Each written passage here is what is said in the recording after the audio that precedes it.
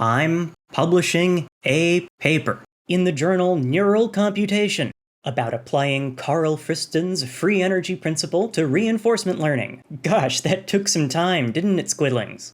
I've wanted to make a video about this for like a year and a half, but I was advised not to until this was published, so that's now. This is a long one, Squidlings, buckle up. I might recommend watching these videos before this one, because hoo boy, we doing this, y'all. Find the paper itself and the GitHub repository in the description.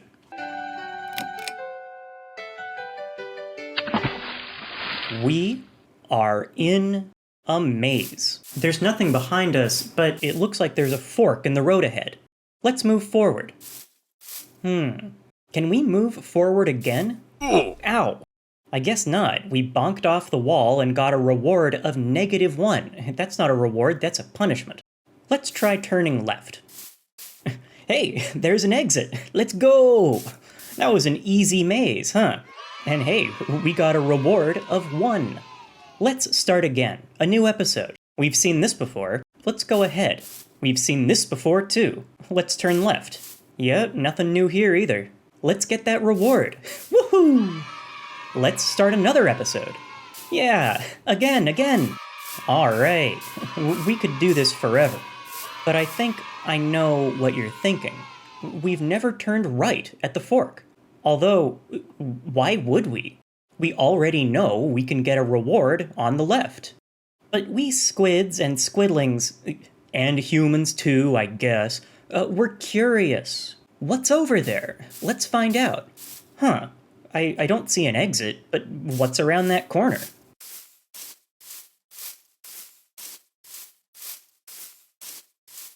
Hey, there's an exit!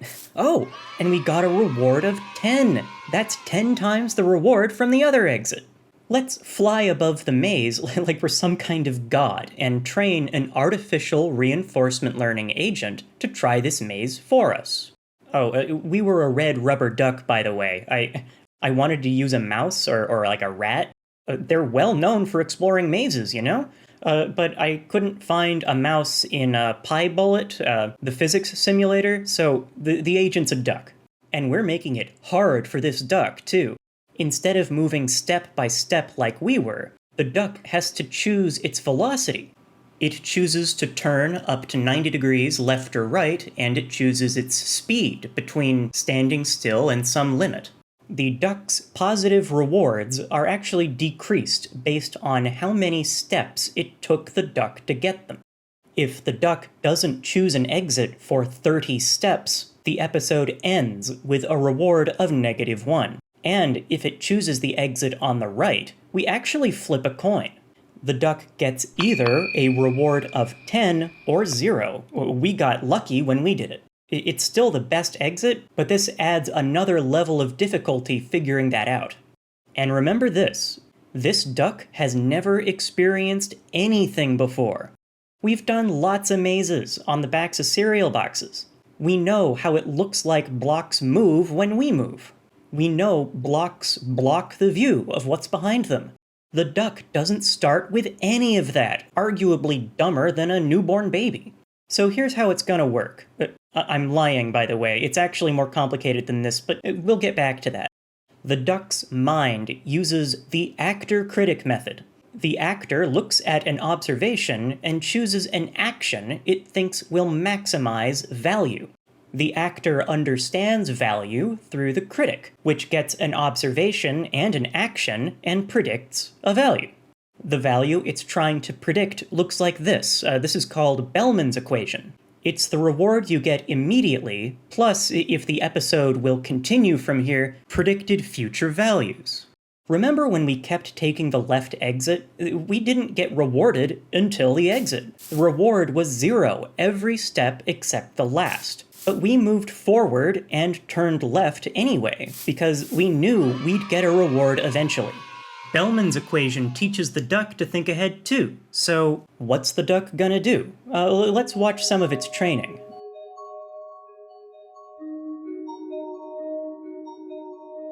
It's taking the naive left exit every time. Check this out. Here are the trajectories of 36 ducks before training. after 100 epochs, after 200 epochs, 300 epochs, 400 epochs, and 500 epochs. Looks like most of them took this lesser exit, and only a few found the better exit.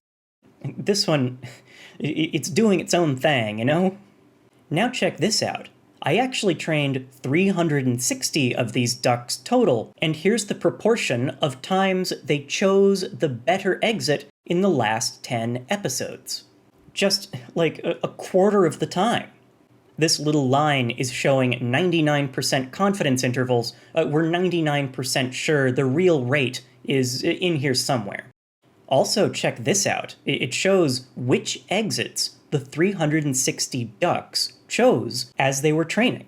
It looks like they just kept taking the first exit they found. After all, they found a reward. Why do anything else? Well, you and I know the answer to that question. The ducks could find something better. How can we make the ducks understand that? Well, entropy might help. Entropy has lots of definitions in lots of different branches of science, but it's pretty consistent here in reinforcement learning. We make the actor a soft actor, so it doesn't choose actions deterministically. Instead, the actor makes probability distributions, like averages and standard deviations, from which the actions are sampled. We increase the value by the negative log probability of having sampled those actions. That's entropy. I didn't tell you this, but that first duck, it was using a soft actor too, but we didn't reward it for entropy. The probability distributions it made quickly became very narrow. The duck didn't care about variance, it just wanted to do what it thought was the best action. But this new duck is rewarded for entropy. That means even if the duck knows it can get a reward from the exit, that's an extrinsic reward provided by us, the duck also knows it can reward itself, an intrinsic reward, by moving in very random ways. Here are the trajectories of 30 ducks as they were trained.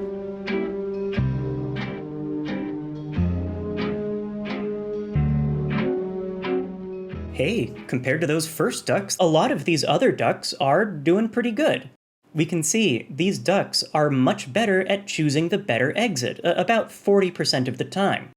But here, you can see they're still more or less sticking to the first exit they find, and that exit is probably not the better one. So what else can we do? There's another intrinsic reward called curiosity. Like entropy, curiosity means a lot of different things in a lot of different branches of science. But unlike entropy, which has a pretty consistent definition here in reinforcement learning, curiosity has lots of definitions here too. One curiosity I'm going to show you is directly derived from Carl Friston's free energy principle. In fact, entropy can be derived from the free energy principle too. But to start simple, here's what I call prediction error curiosity. In addition to a soft actor and a critic, let's give this duck a forward model, also known as a generator, a transitioner, a world model, whatever, I'll call it a forward model. Given an observation and an action, just like the critic, the forward model outputs a prediction of the next observation. You can see why it's sometimes called a world model. It represents the duck's conceptualization of the universe. And this part might sound a little backward, but with prediction error curiosity, the value is increased when the forward model predicts the next observation wrong. This establishes a competitive relationship, an adversarial relationship between the forward model and the actor. The forward model wants to make accurate predictions, but the critic congratulates the actor if it finds observations the forward model can't predict. It's like the forward model is trying to understand the universe, and the actor is like, you missed a spot.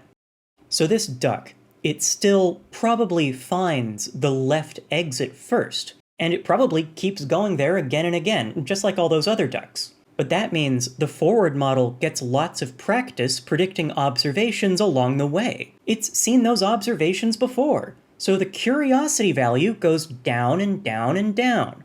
It's like the duck is getting bored. So the actor thinks, hey, I don't need that extrinsic reward. I can get a higher value just checking out what's over there. In that direction, the forward model has no idea what to expect, and boom, curiosity value goes up. Here are the trajectories in training. You'll notice the ducks choose the left exit more and more until they get bored. And then they just stop to explore instead, until they find the better exit. Looks like at the end they're choosing the better exit about 30% of the time. That's less than ducks using entropy, but you know what's better than entropy and better than prediction error curiosity? Using both of them at once. Well, it's not that much better, but it's better. But what if these blocks with the question marks were randomly changing color? Red, green, blue, cyan, magenta, yellow. Warning, flashing lights coming up. Oof. Oh, okay, it's safe to look now. These random colors mean the forward model will never be able to perfectly predict what it will see over here. It just guesses the walls will be gray because that's the best it can do. And because there will always be prediction error here, the duck will always be curious about it. Check out these trajectories during training. The ducks just take the left exit all the time, or just move in circles to watch the flashing lights. And in this plot, ducks with prediction error curiosity, with or without entropy, are heavily impacted by these changing colors. That's why we call them curiosity traps. It's like the ducks are just easily entertained, like they're just watching Cocomelon all day. How can we fix this? Carl Friston's free energy principle, baby. Free energy is equal to complexity minus accuracy. The forward model's goal is minimizing free energy by making accurate predictions with simple, consistent worldviews. If a single observation completely changes the duck's worldview, it's fragile, high complexity. If the duck's worldview is solid, so observations aren't surprising, that's stable, low complexity. Prediction error curiosity was based on accuracy. Let's try using complexity instead. How? You'd better be wearing your seatbelts, squidlings. The forward model these ducks use is quite intricate. They are VRNNs, variational recurrent neural networks. Recurrent layers are used in machine learning when a model has to look at sequences, like a text. The forward model gets a sequence of observations one at a time. It also gets a hidden state, representing all the knowledge the duck has gathered so far in the episode. That hidden state starts as just zeros, nothing learned yet. Another input is the duck's action, which is just zeros in the first step too. There's no action yet. Now we start the variational part. The model uses the hidden state and the action to make a probability distribution we call the prior inner state. Then we also include the observation to make another probability distribution we call the posterior inner state. So the prior represents a worldview before the observation, and the posterior represents a worldview after the observation. So if the observation gave the duck a lot of new information, the posterior will be very different than the prior. That's complexity. We sample from the posterior. We could sample from the prior instead, but hold your horses. And we use that sample and this hidden state to make the next hidden state. Then, given the next action, the forward model finally predicts the next observation. And the next hidden state and the next action also lead to the next prior inner state, yada yada. That's a lot to swallow, so take your time. Okay, hurry up, let's go. One of the cool things about this model is that, well, this hidden state represents a conceptualization of the world, right? So the actor and the critic might be better off using this hidden state instead of just an observation. So all the ducks we've worked with so far had this forward model, and their actors were using the hidden states. I didn't tell you that because, come on, I don't want to chuck you into the deep end just to drown. We had to start somewhere. The critics are their own recurrent neural networks, though, because, in theory, it might help for the critic to see the world from its own perspective. Recall, prediction error curiosity was based on accuracy. Now, what we call hidden state curiosity is based on complexity, and it establishes the same kind of adversarial relationship between the forward model and the actor. The forward model wants low free energy. The critic rewards the actor for finding observations which increase expected free energy. Expected free energy is extrinsic rewards, and the intrinsic rewards, entropy, hidden state curiosity, and another one we're not using here, it's imitation. Imitation means rewarding the duck for guessing what we provide as the best actions, but come on, that's just cheating. So here are some trajectories in training.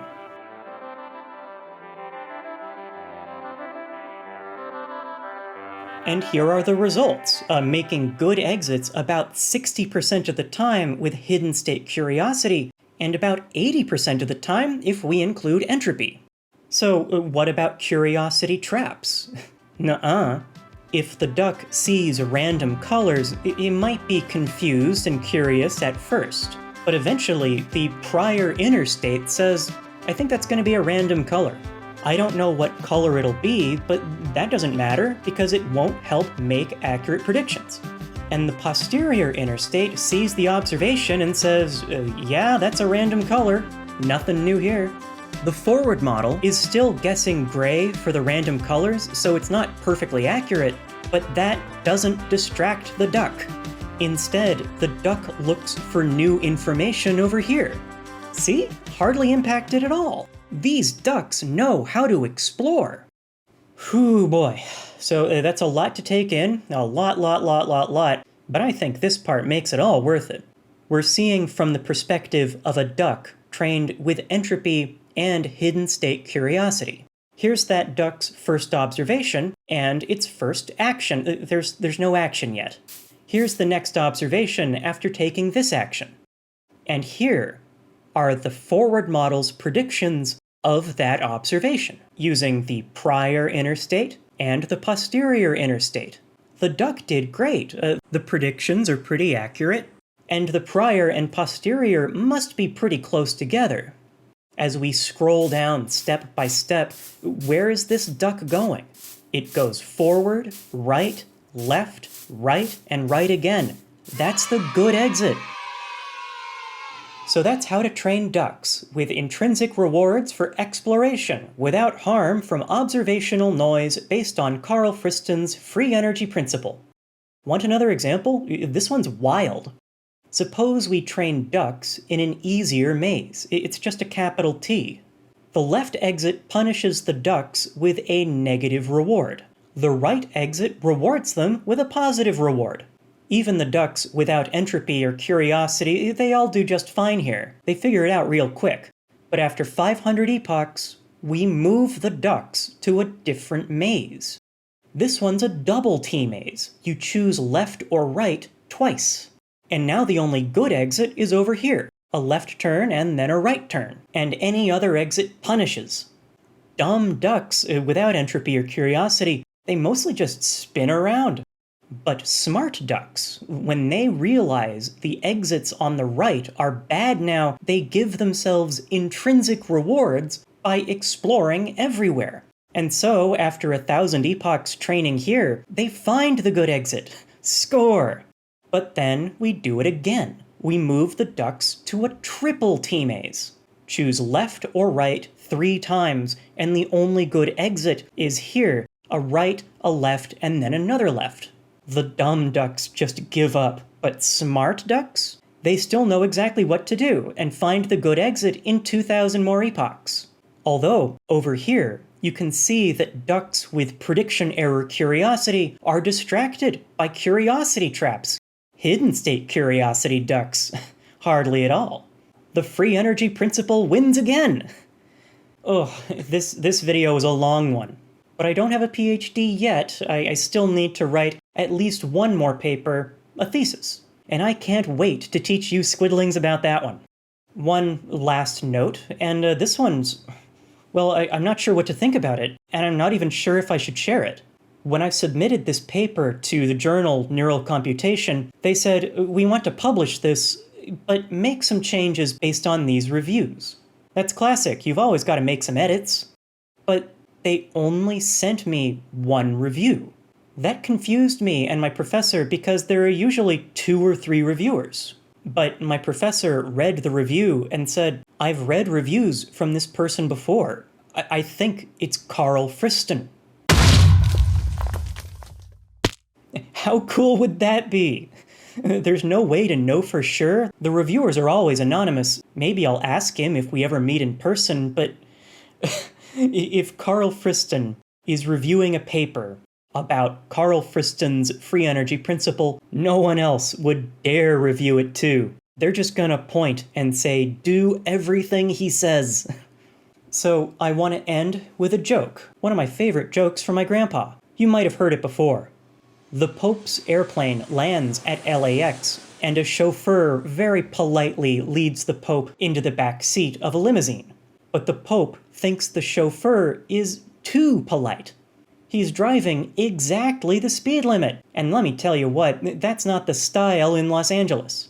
So the Pope wraps the dark glass between them, and the chauffeur opens it up. What can I do for you, Your Holiness? Well, I've never driven a limo, and this one's pretty sweet. Let's swap places. How could the chauffeur say no? It's the Pope. So they swap places, and boy howdy, the Pope floors it. The speed limit's 75 miles an hour, but he goes 100, 120, 150. And while he's having his fun, a cop pulls him over. The Pope lowers the window and says, God bless you, officer. And the cop's like, you maniac, you are doing double the... Oh, give me a second, Your Holiness. He goes back to his car and calls the chief of police. Sir, I just pulled someone over, and I think they might be too famous and powerful to ticket. What do I do? No one is above the law, says the chief. Is it a celebrity? No, bigger than that. The mayor? No, bigger than that. President of the United States? No, sir, I don't know who it is, but the Pope is his chauffeur. So, if that review was really Carl Friston, good lord, I feel like that chauffeur in the back seat.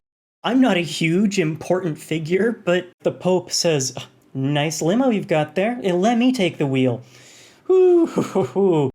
All right, I'll see you next time, Squidlings. Bye-bye. By the way, I've got a Patreon at patreon.com/thinkster. I want to thank all these squidlings and elder squids. Thanks.